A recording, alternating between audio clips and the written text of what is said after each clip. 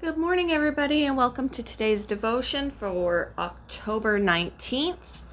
Today's devotion is titled Steel and Velvet, and the Bible reading is from John chapter 8, verses 1 to 11. Jesus returned to the Mount of Olives, but early the next morning he was back again at the temple. A crowd soon gathered, and he sat down and taught them.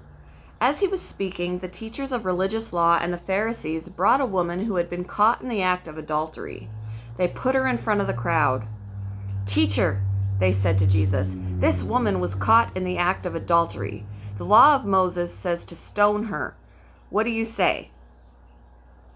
They were trying to trap him into saying something they could use against him, but Jesus stopped.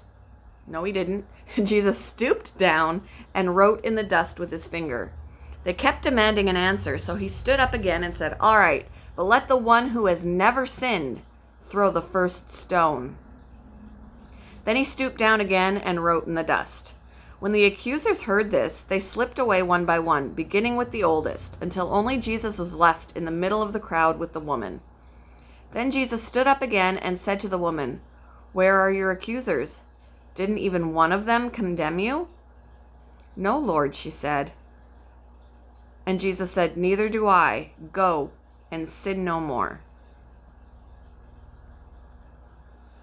Poet Carl Sandburg wrote of former U.S. President Abraham Lincoln, "Not often in the story of mankind does a man arrive on earth who is both steel and velvet, who holds in his heart and mind the paradox of terrible storm and peace unspeakable and perfect." Steel and velvet described how Lincoln balanced the power of his office with concern for individuals longing for freedom. Only one person in all history perfectly balanced strength and gentleness, power and compassion. That man is Jesus Christ. In John chapter 8, when confronted by the religious leaders to condemn a guilty woman, Jesus displayed both steel and velvet. He showed steel by withstanding the demands of a bloodthirsty mob, instead of turning their critical eyes upon themselves.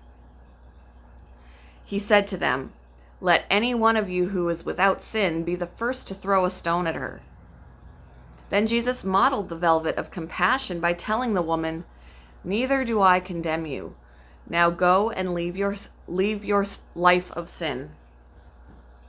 Reflecting his steel and velvet in our own responses to others can reveal the Father's work of conforming us to be like Jesus. We can show his heart to a world hungry for both the velvet of mercy and the steel of justice. How does your response to the brokenness of this world compare to Christ's balance of mercy and justice? Where do you need God's help to enable you to show his compassion to others? Thank you for joining me for today's devotion, and I hope you all have a wonderful day.